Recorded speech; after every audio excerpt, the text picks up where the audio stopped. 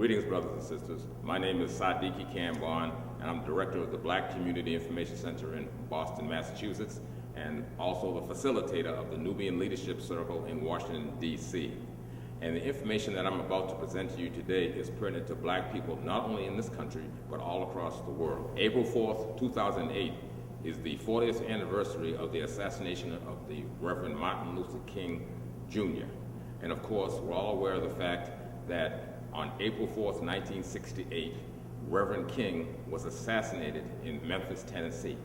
At that time, James Earl Ray was named as the shooter, and in fact, admitted the fact that he was guilty of the fact that he shot Dr. King and was subsequently sent to prison.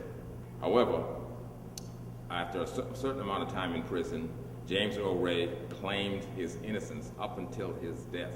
In fact, he even insisted on having a new trial, or I should say a trial, because of the fact that he was claiming his innocence and wanted to be proven innocent. In 1999, the King family filed a civil suit in Memphis, Tennessee, and essentially it was charging the U.S. government with a conspiracy to assassinate Reverend Martin Luther King, Jr. Now, I know there are those who are saying, oh no, not another conspiracy theory. Well, I have here in my hand a document which is a transcript of the trial, the civil trial that was held in Memphis, Tennessee. And at that time, with 70 witnesses were brought before the jury, and in fact, a lot of information came out which clearly showed that James Earl Ray was not the shooter or actually involved directly in the assassination of Dr. King. Now, I know there are a lot of questions, and there are those who are saying, well, what makes this brother feel like he has the information? Well, like I said before, there was a trial, and at that trial, not only was it determined that there was a conspiracy by the jury, but like I said, there were a lot of witnesses, and in fact, names were given. Okay, now before I get into the details of what actually happened during the assassination of Dr. King, let me try and paint a picture, if you will, of what was happening in the surrounding area of the Lorraine Motel. First of all, you had a firehouse, which was in the immediate area, and the black firefighters who were supposed to have been on duty that day were told to take the day off. Also, there was a contingent of Memphis police, generally 5 squad cars, that were assigned to Dr. King when he, in fact, would come to Memphis, and they were told not to provide the security for him that day. Also, the personal security for Dr. King, the invaders, they were, in fact, dismissed by a civil rights colleague of Dr. King. Also, at the firehouse itself, you had military intelligence on the roof taking photographs. The 11th Military Intelligence Group from the U.S. Army was also at the firehouse, and also the 20th Special Forces, who had a sharpshooter team there that was stationed in the area. So what you have is a situation where the folks who were generally in that area, such as the black firefighters and the police who had been providing security, were dismissed. Yet you had all these various folks from military installations who were there on that day at that time in position when Dr. King was in fact assassinated. So of course that shows that there was more going on than meets the eye when you have that type of personnel in the area. I'd like to talk about some of the key figures that were involved in the conspiracy that came out of this trial, starting with Lloyd Jowers, as I mentioned previously, a white male who ran a quote-unquote rooming house / restaurant, and he was more or less the person, or the feeder, if you will, in terms of information, the supplying of the weapon, was actually there with Earl Clark when the assassination was perpetrated. So now when you move from the perspective of identifying the individuals involved, you talk about, well, what actually happened during the assassination.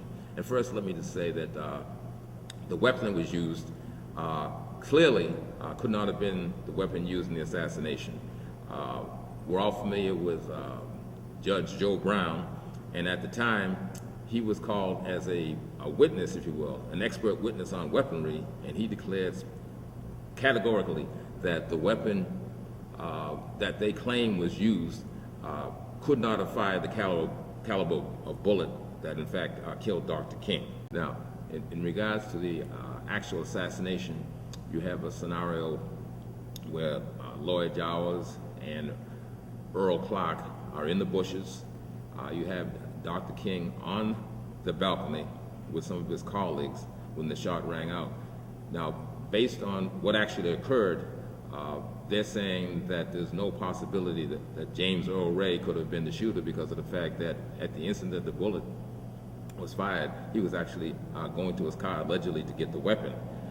So what you have is a situation where there was a black man who was a taxi cab driver who was there at the Lorraine Motel to pick up a fare, and he saw Lieutenant Clark running out of the bushes, and he made the assumption that Lieutenant Clark was trying to capture the assassin because he'd come running out of the bushes. But then evidently he came to the realization because of the fact that he jumped into a police car, and when I say he, I'm talking about Earl Clark, that evidently he possibly could have been the assassin. Now, what has not been talked about was that this cab driver, who in fact saw this happen, his body was found 4 days later floating in a river someplace there in Memphis. So a potential witness to Earl Clark, in fact, emerging from the bushes, was found dead. It's very important to understand that we're not talking about a conspiracy theory here. We're talking about a civil trial that was held in 1999, and after 70 witnesses, the jury came back with a verdict that the U.S. government was guilty of a conspiracy to assassinate Dr. King. Now, myself and some colleagues here in Boston have been working on this situation for the last several years, with the intent being that we were trying to get support to have a special grand jury called for to investigate this case, to have the perpetrators, apprehended and brought to justice. We, in fact, have sent letters to President Clinton, George W. Bush, to both their Justice Departments. And so what we're actually looking at right now is that we feel that it's incumbent on our community, the black community, if we really want to honor the legacy of Dr. King, that we will, in fact, come together and demand that these perpetrators be apprehended. Now, this would be a community-wide effort, and we also, we understand the fact that there's national black leadership that's very aware of this situation. It's not unique to us. And so it's time for us to come together and say, we want to honor the legacy of Dr. King by getting justice for Dr. King and getting the people who really, in fact, assassinated him. For those of you who may have questions, then you, in fact, can go to a website, www.thekingcenter, which is one word, .com. That's www.thekingcenter.com, and click on to Conspiracy Trial, and you can get the complete text, which I'm holding here in my hand right now, and review the same information that we, in fact, have been privy to. Also, it's very important to understand the fact that back in 2003, Boston City Councilor Chuck Turner had a resolution passed unanimously, except for one individual who was not there, basically supporting our call for a special grand jury to investigate the assassination of Dr. King.